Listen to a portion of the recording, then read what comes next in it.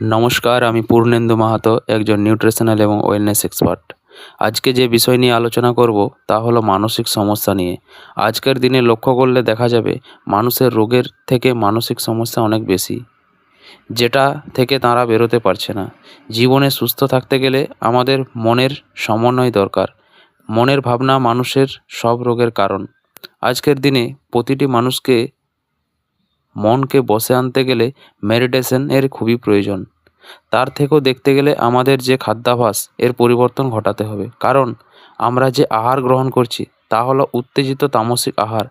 এই খাবার দিনের পর দিন খাওয়ার ফলে আমাদের শরীরের বিভিন্ন অঙ্গ প্রত্যঙ্গকে উত্তেজিত করে বিভিন্ন অর্গানকে ধ্বংস করছে।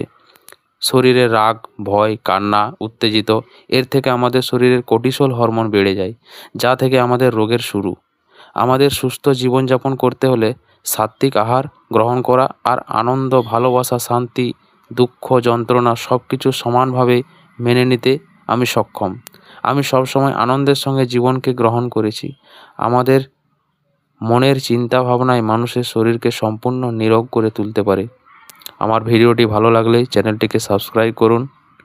আরও নতুন নতুন ভিডিও পেতে লাইক, কমেন্ট ও শেয়ার করুন। ধন্যবাদ।